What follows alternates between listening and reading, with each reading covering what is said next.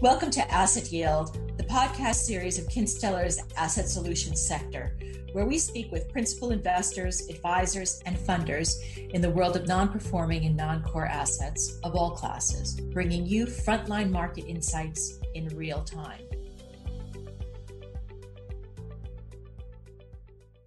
Welcome to Asset Yield, the podcast series of Kinstellar Asset Solutions. We're here today with Guy Stevens, financial sector independent consultant. Good morning, Guy. Delighted to have you with us. Very good to be here, Denise. Guy, to say that you are a financial sector independent consultant rather understates you. You have over 20 years of experience in the Central and Eastern European, Southeastern European financial markets. I would say you're really a financial sector renaissance man, Michelangelo of financial institutions. So I hope you don't mind if I take this unique opportunity today in this podcast to pick your brain on a number of financial sector issues. No problem. It's a very interesting time, so very happy to share my thoughts. Brilliant. Well, listen, before we kick off, let's start with a brief introduction.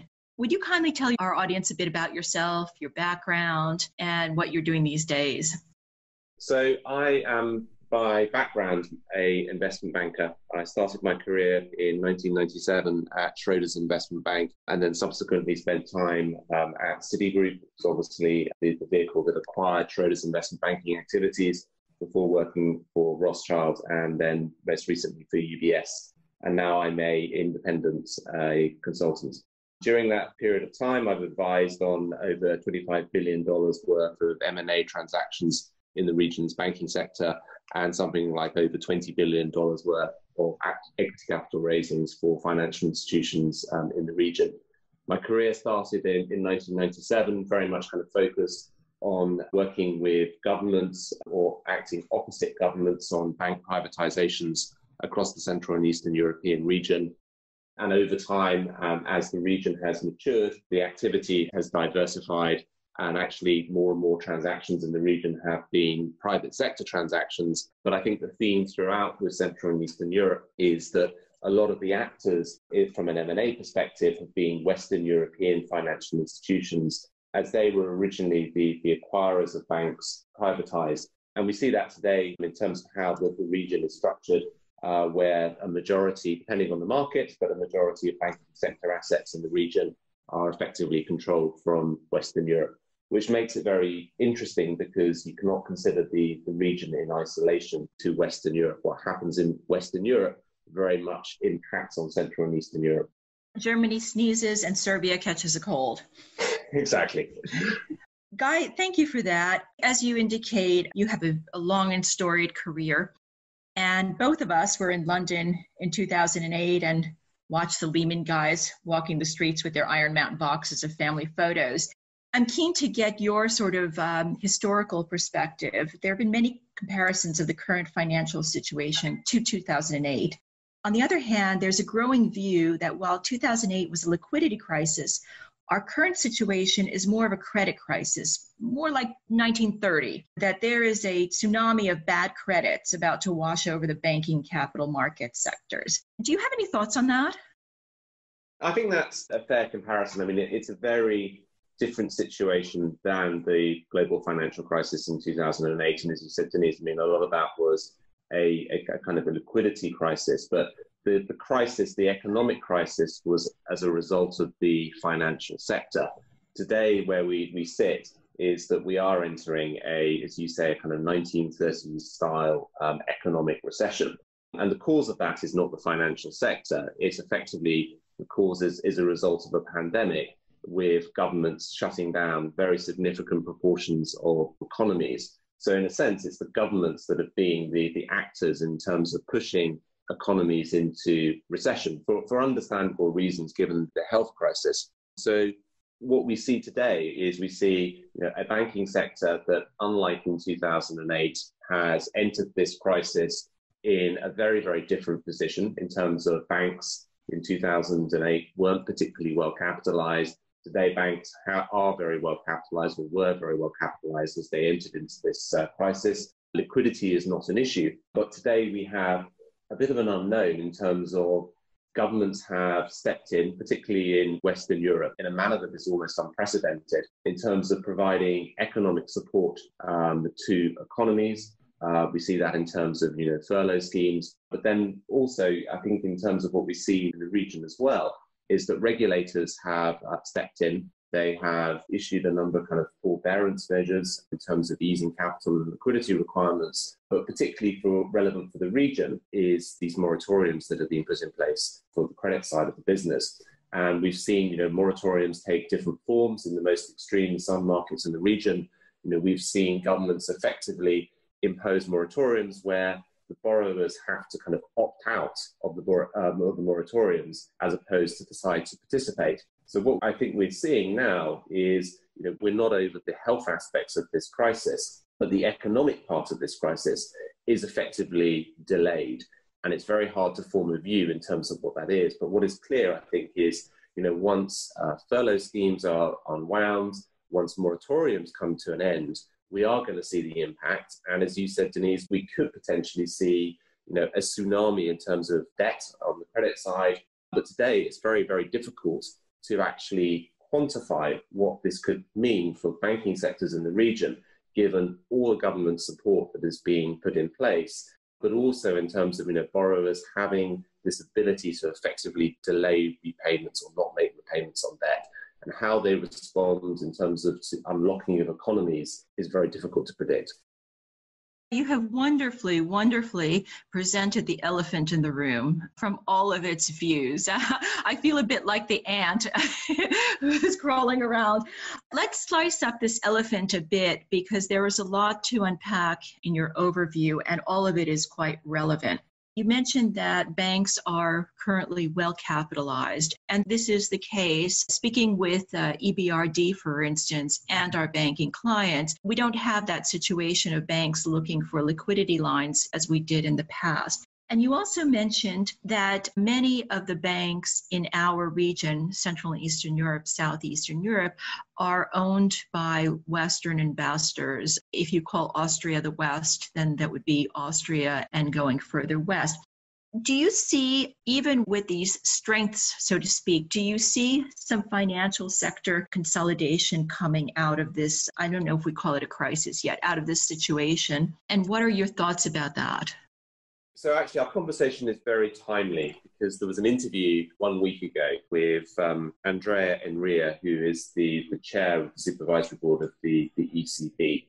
And from an ECB perspective, he was saying that they would be very supportive of consolidation in terms of the banks that they regulate on the basis that there are just generally too many banks today in Europe, but there are just so many pressures that banks are facing in terms of profitability. And I mean, one of the things I was remiss to say is that banks, whilst they entered this crisis, strong position from a capital perspective, strong position from a liquidity perspective, banks never fully recovered their levels of profitability after the global financial crisis.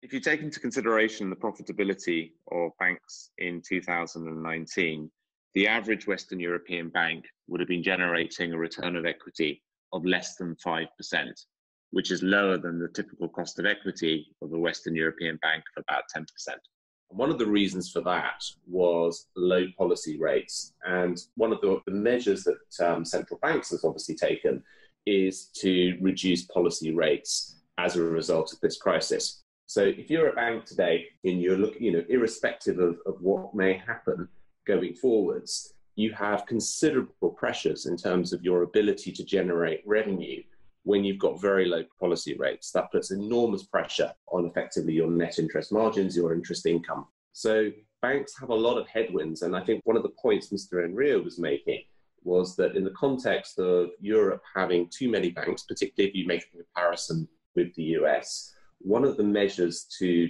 drive effectively the bottom line or to support the bottom line is actually consolidation. Consolidation, allows synergies, it allows, greater degree of scale, and that hopefully, flows down to the bottom line in terms of profitability. So I think as a general kind of comment, I do expect, with a regulator, in the case of the ECB, being supportive of consolidation, I think in time we will see consolidation of banks in Western Europe as a result of pressure on revenue. But this crisis as well, as and when we see the impact in terms of what it means in terms of asset quality, what it means in terms of cost of risk, that's another massive headwind in profitability. So I think that will act as a catalyst for consolidation. And consolidation in Western Europe, the extent it involves actors in Central and Eastern Europe, could give rise to M&A activity. And then, of course, on top of that, we don't know what impact this crisis is going to have on the banking sector. But to the extent that it is severe, once all the loan losses start flowing through, banks will again look at their business models, they will look at their strategies. Capital may be a scarce commodity. And in the same way that we saw as a result of the financial crisis, we may see banks decide to retrench back to their home market or to a more limited number of core markets, which could give rise to M&A consolidation in the context of Central and Eastern Europe. Very interesting. So banks are well capitalized, but due to a number of factors, including the negative interest rate environment, not entirely profitable. And to take that whole idea a bit further, I'm a distressed asset kind of gal. So I see all sectors and all businesses as a series of assets, including the banking sector. To me, banks are just a bunch of business kiosks. You have a repo desk, a leasing desk, a lending desk, and so on. Do you see desks being spun off or business lines, or do you see banks, maybe this is an unfair question, but do you see banks being consolidated in their entirety? I think we have seen some banks, particularly in the Western world, global financial crisis, divest businesses that they have kind of deemed non-core. So, for example, we've seen a lot of banks in the aftermath of the global financial crisis spin off or sell asset management businesses, payments businesses, just to give a kind of few examples. We've seen very little so far as a result of this crisis, but I think banks have done a lot of cleaning up post the global financial crisis. So if you actually look at what they've got today, there's potentially less work for them to do or less things that they can do than after the global financial crisis. But I think they will look to divest businesses that can generate healthy amounts of capital, as well as in certain cases divest businesses in their entirety. I do think there's potentially in terms of what's core, what's non-core, in terms of a kind of a business line, there's less to do than there was historically. But I do think you will get people making very harsh decisions to the extent capital is a kind of a scarce commodity, and saying, particularly in the context of Central and Eastern Europe, do we need to be in this particular market? Do we need to retain this business? Either because that market may be a small market, and even if they have a very strong business that generates good profits, it will never be material to the overall group, and therefore is a way of kind of raising capital, releasing risk-weighted assets, reducing management time. You may see people divest. People may, again, just take a very harsh view of saying, look, we're in a particularly attractive country in Central and Eastern Europe, but the business itself doesn't have a good degree of scale and isn't generating a good enough return, so we'll divest it. I think those are the types of things that people will start thinking about as the costs of this crisis become clear. Understood. And analogizing, not strictly banking, but another aspect of financial sector is the insurance sector. Again, I see this as a series of assets as well. You have insurance companies, you have the insurance company investments, which are mainly real estate, and then you have, very interestingly, the claims. I read today that there are already over 25 billion of business disruption claims. Do you see a similar kind of dislocation and relocation of the insurance sector? Insurers are going to obviously pay the price for the pain that is inevitably going to come. I think, again, if you make a comparison with the global financial crisis, insurance companies today, are relatively well capitalized. They have high solvency ratios. Solvency II is in force, whereas it wasn't in force at the time of the global financial crisis. So you've got, I think, better quality solvency. But again, you look at the kind of portfolio of businesses that insurers have, and a lot of them did a considerable amount of tidying up in the aftermath of the global financial crisis. So the extent of tidying that they can do today is much lower than it was. But again, you're right, there's a lot of pain that is inevitably going to come to the sector that will give rise to some activity. Guy, when you gave your holistic overview, you very correctly mentioned many of the moratoria or overall central bank emergency measures that have been implemented since, the beginning of March of this year. These include payment deferrals, enforcement moratoria, various types of waivers and pretend and extend type of scenarios. I wonder about that, stepping back and having a larger view as you do, whether this is helpful or in some ways creates yet another systemic risk in the sense that we're now all sort of artificially suspended and it's just a matter of kicking the can. At some point, the financial sector will have to reckon with this. What are your views on that? I mean, the financial sector, you're right. The financial sector will have to reckon with it. I think, what has been done, though, is that the pain has been delayed, and to some extent the extent of the pain has been reduced for the sector because in a number of cases, the pain is actually being borne by governments, less so in Central and Eastern Europe. But if you look at, say, the UK, today in the UK, there are something like 9 million people benefiting from the government's furlough scheme, where 80% of the wages are paid by the state. Central Europe is not at all uniform in terms of the extent of government intervention, but you do have intervention on a pretty significant scale in a number of markets. So governments have stepped in, they've relieved the pain for the sector. Ultimately, taxpayers will effectively pay the cost of that.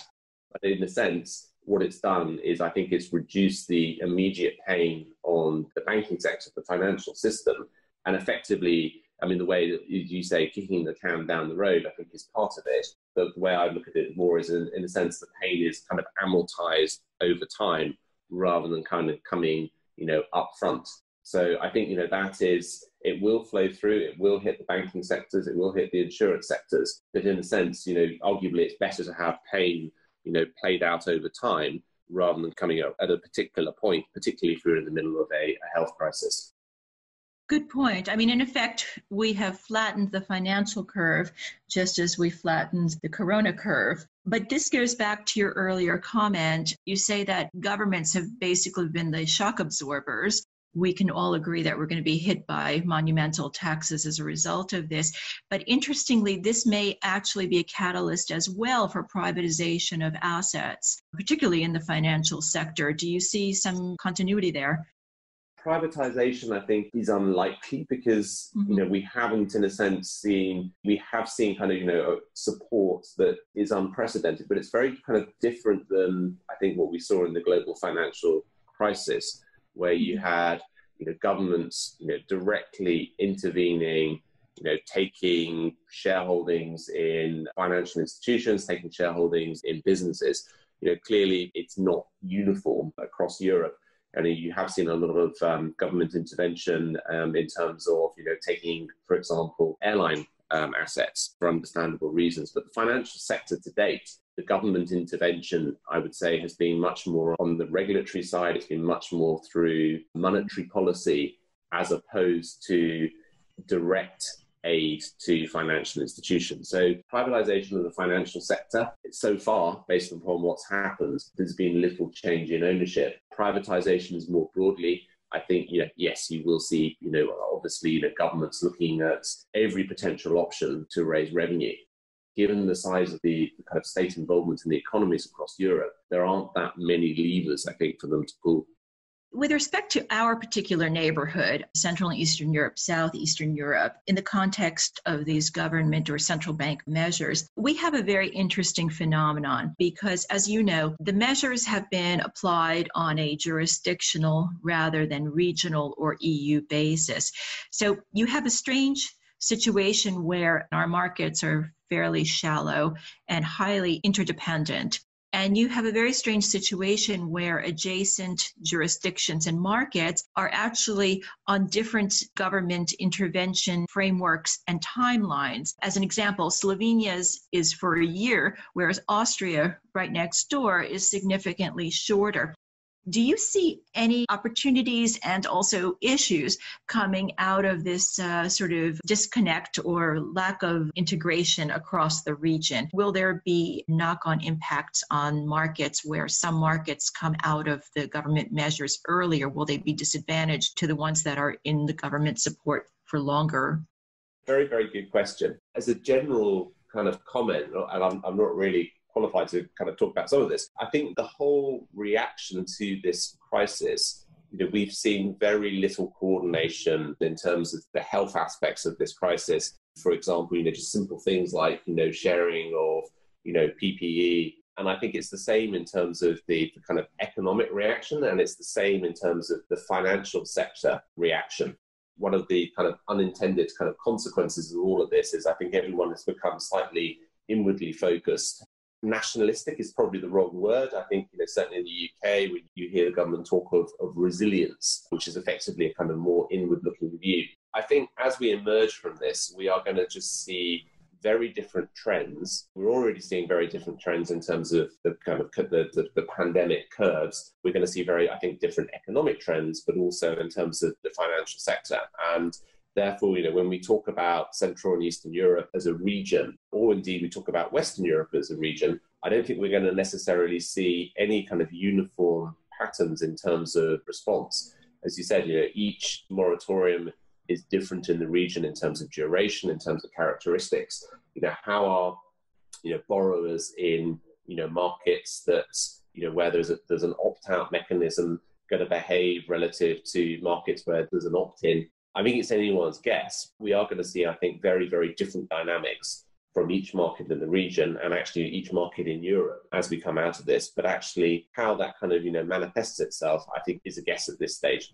I imagine, to go back to one of your earlier observations, that the banking sector is very interdependent and owned by not necessarily domestic ownership. It'll be very interesting, for instance, for banks that are sitting in Central and Eastern Europe, Southeastern Europe, that are actually owned by Austria, Erste, Raiffeisen, and various banks like that, how they will deal with the different measures across the region. Are you getting any feedback on that? Yeah, I mean, it's fair to say, I think you're sitting in Western Europe, and there are feelings that some markets have handled this in better ways than other markets.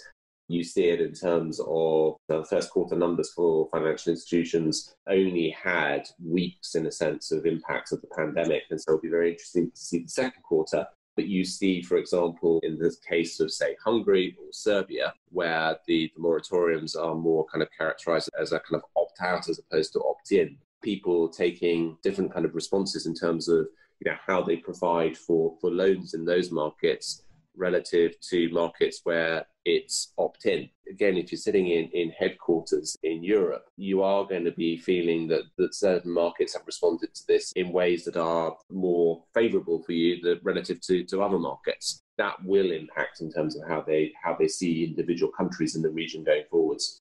I guess this leads back to bank valuations and your earlier comments about the banking sector consolidating and assets being bought and sold. From my world of non-performing and non-core assets, I see prices holding surprisingly firm. I would have thought that there would be a lot of bargains in the market, and yet prices have stayed within 10% of their pre-corona benchmarks. Do you see changes in bank valuation and insurance valuations following this situation?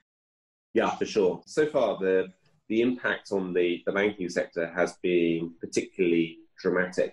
So if you look today at the Euro Stocks index of all stocks across Europe, it's down year to date by about 12, 13%, somewhere around there.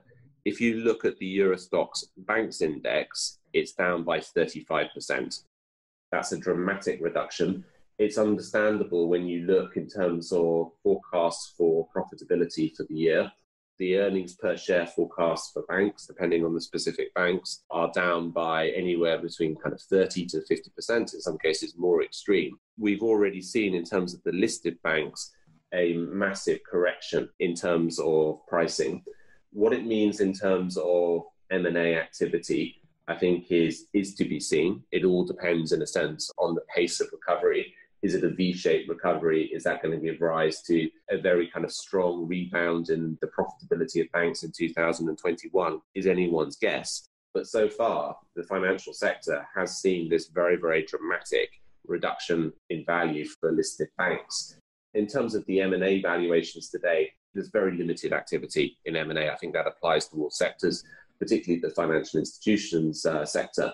And I think one of the problems today as an M&A practitioner is if you're trying to reach agreements on the price of a transaction, it's very, very difficult to form a view because we're not through the health aspects of this crisis, what the impact is on the quality of loan books. And therefore, it is very, very difficult to actually price an asset in the banking sector today. So to be seen, but I think probably a lot